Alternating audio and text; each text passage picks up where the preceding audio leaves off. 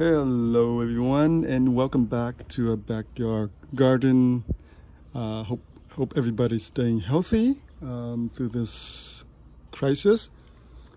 Well, today it's Saturday, April 25th, 2020. I want to give everybody an update on our backyard garden. Before I do that, quickly I want to recap the weather because it's very significant and it's very important to the backyard gardener, okay, in general. So last week, or this week I should say, we have a spike in temperature in Southern California. So the week before that, the temperature were around maybe mid 70 and low to the high 60 to 70, and suddenly this week, as a matter of fact yesterday on Thursday and Friday, the temperature spiked to 97 degrees in certain places. So as you can see, that's a 30+ degree fluctuation from very nice and cool spring to the extreme hot. Now, what it does to the plant is that actually the heat is very welcoming. It helps the plant grow because we're at the end of April and the temperature is still kind of cool. So a lot of plants it's not growing. But as soon as the week the temperature picks up, the plants just exploded in growth. So here's a good example. I want to show you a really good example. Tomato. As I mentioned in my other videos, previous video, tomato can stand a certain amount of coldness. They do okay in the cold. They won't grow very fast, but they won't be affected in terms of their, the health, the vibrance. They won't be affected too much, but they don't grow very fast. And even during the cold weather, like 60+ degree, they will not die. All right, so that's just tomatoes. But as soon as the heat kicks in above 80 degrees, look at this. Wow, look at this. Look at the side of that stem. I mean, you can just look at this plant and just realize that it is a healthy looking tomato. Green leaf, beautiful green leaf. The stems are nice and robust, very strong green, and the leaf is just beautiful, with very uniformity, with everything just absolutely gorgeous. So this is one of the tomatoes I bought from the nursery. It's the variety, it's called San Diego. It's a larger variety of fruit. And then I planted here along this wall here, so maybe I can allow the plant to grow up to the trellis. Right now it's about over 2 feet. When I bought it, it was about maybe less than 6 inches. And I allow the plant to divide into two main stems. You see that? So there's a main stem, and this is actually a sucker. This one actually is a sucker, but I allow it to branch out into a secondary branch, if you want to call that. All right, and then we have a set of fruit here. I think it's forming. It's probably developing into fruit. I'm crossing my finger. I think it will develop into tomatoes. And here we have clumps of flowers, and here you have a clump of flower. So I have not planted this variety before, so this is the first time. So we have to see how they produce. But so far, the plant is doing extremely well. It's very robust. Look extremely strong and vibrant. Okay, and this one here, this is obviously a volunteer. It was here during the winter, as a matter of fact, tiny. But as soon as the weather picks up, look at that. It's probably now about maybe 20 inches tall now. And this is, I believe this one is the cherry tomato that I had here before. So the seed just dropped and then it produced a new plant. Now this one I will single stem up to this pole here. I will replace the pole. This is not a very good pole. No, those are better pole right there. Those are 8-foot pole. Those are 3-stake pole. I will probably replace it with this tiny little square pole. So I'll grow this one single stem up like before. Okay, and of course in the back there's another one, volunteer one. And now those two right there are the grapes tomato I bought from the nursery as well. So I got two for the price of one. So in that, you know, in that one little pot, there was two plants. So I chose that and I divided them into two. So I got two for the price of one. As you can see, they are slowly, but surely you can see they are starting to grow. They're not as big, as you can see from compare that to that. They're not as big, but I'm starting to see some development. As you can see, the stem right here is starting to look pretty nice, but the bottom is still kind of small.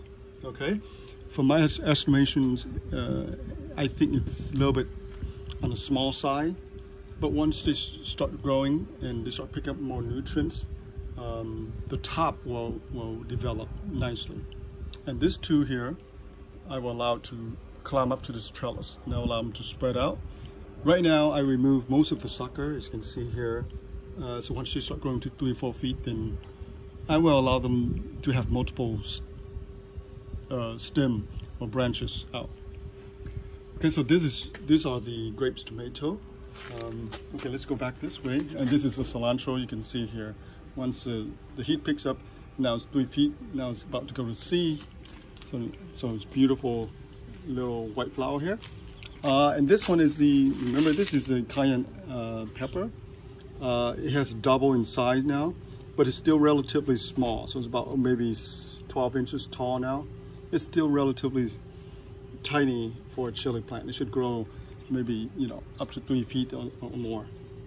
I see a little bit of cluster flower, but still small to you know, for its size. Okay, and hopefully, again, when the temperature pick up, it will start to grow again. And now I add a lot of compost here. You can see here in the ground here, a lot of compost, a lot of organic soil to this whole place, as you can see here. So it does definitely help out the plant. Okay, so all this green stuff here you see here are green mustard, one of these Chinese vegetable. I transplanted here, I think 2 weeks ago when it's tiny from the seed tray. Remember that?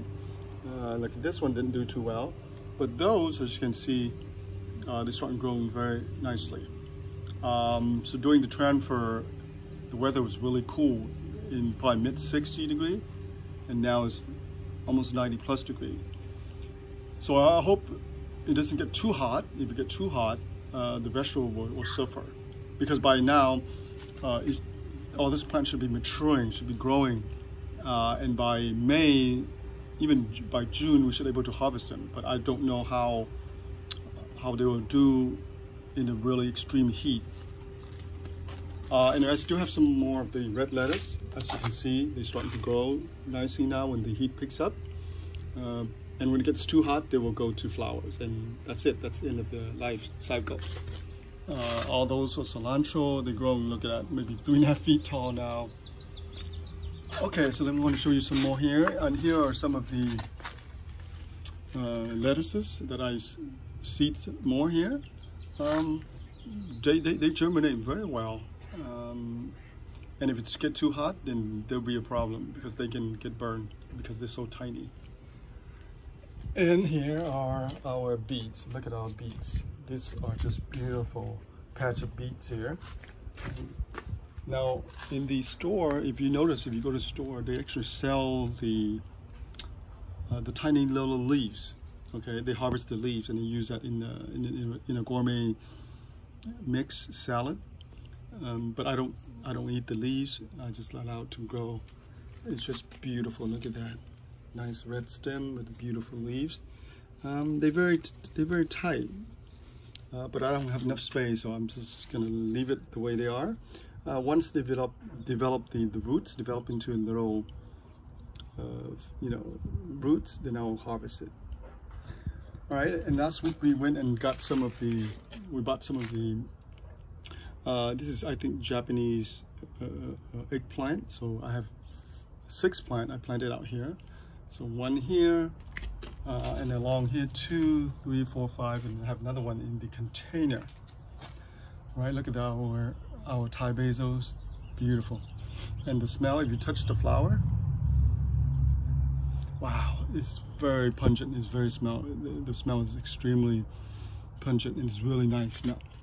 And all the Pirelli, I remove a lot of them here, and look at how well they develop. Just gorgeous. Look at that.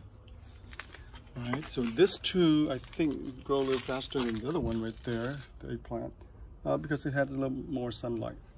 So I planted 1, 2, 3, 4, and that one right there is 5.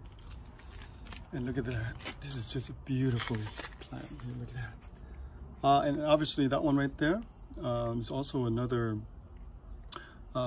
pepper, Black Cobra, that's the name. Now this is the one I planted last season over there where the cayenne pepper is at. But I removed it. Didn't do so well, so I removed it, and I bought a new plant here. We'll see how it, you see how it does here, because this location do get sunlight in the early morning and the afternoon, so we have to see. All right, and here I want to give you guys more update here on these are the beets I transfer here. A whole bunch of them, 1, 2, 3, 4, 5, 6, almost 10 of them here, and I space them out about maybe 12 inches apart. And they're starting to grow. You can see they're starting to grow. All right, so that's it for our backyard here, and this side and that side there. Those buckets there were there to save up the rain. Remember 2 weeks ago we have a lot of rain, but suddenly the rain stopped and the heat picks up. So that's just the way it is. But we haven't had chance to plant out anything yet on that side. All right, let me go back. Let me go back to this way, and I'll show you a few more things before I end this video.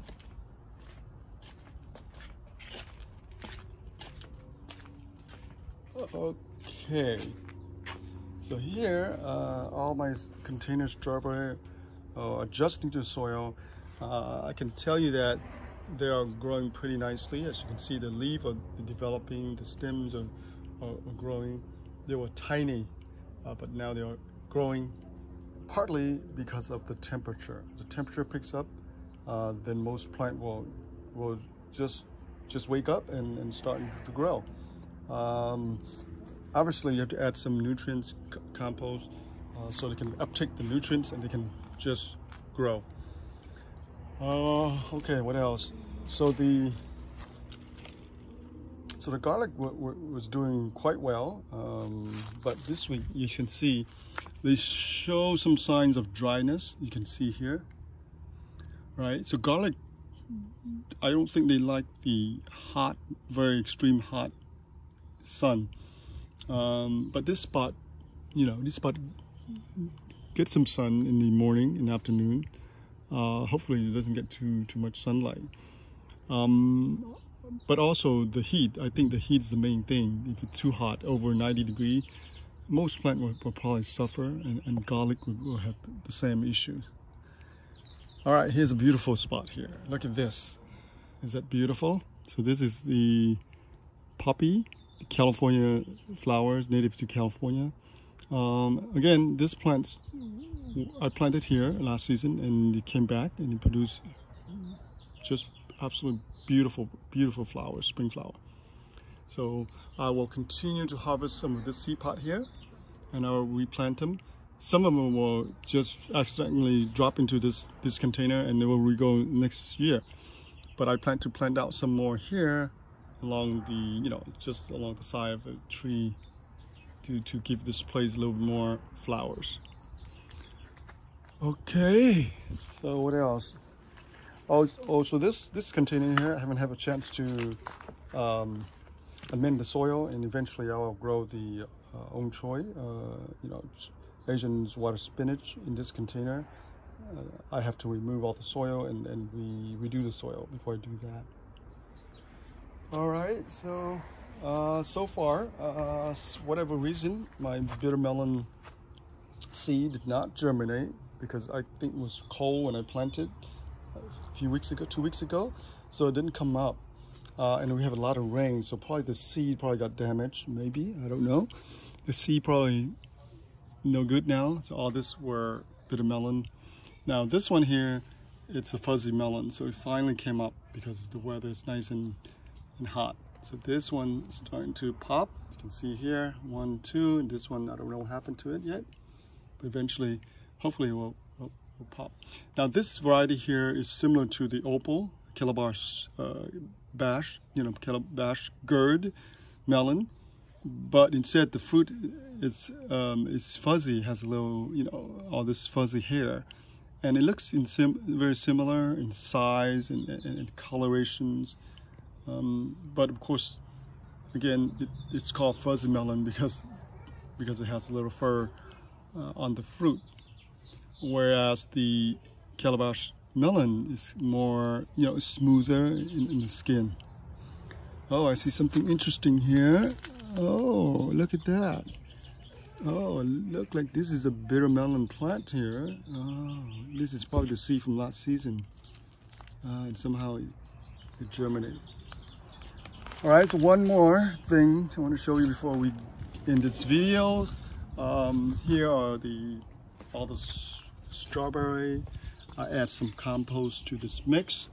And as you can see, the lighter green leaves starting to develop. You can see here and this here very nicely. So I transfer a lot of them out into the pot. And as you can see, the fruits are tiny because there's very lack of nutrients here. So I add more compost here. And strawberries just love compost. Once you put them in, you add some compost, they're starting to react to it. Here, this tiny little fellow here is the toro stem. I call it toro stem or bakha. So I saw a tiny little plant in my neighbor's yard. I guess she didn't want it, so I dug it up and planted here. Now this plant definitely requires a lot of heat to grow, but it also likes partial shade, so I planted here. As you can see, as you can see, this is a newly developed leaves, so it looked like it's safe, it's not dying. Okay, one more before we go. So remember I talked about the mint, that if we dug up some of the roots system. So I planted here, I planted that whole piece of roots here, the mint, and as you can see, look at that, they just pop up like crazy. Look at this. Right? They just need a little bit of moisture and nice and cool and partial shade. They'll do just fine. And hopefully this guy here eventually will take over this place here, this little spot here. And this little chili here, I just thought it was kind of nice. I kept this one and I had some compost, and it looked like it come back alive.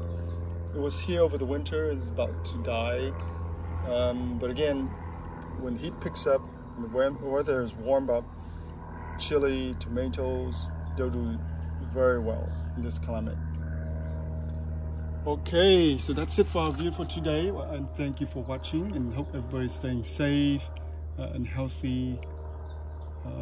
And this is a good time to go outside to your backyard and do a lot of stuff. All right, so we hope to see you back again, and thank you for watching this video. Give us a thumbs up. Thank you for your support. We will see you back again. Bye for now.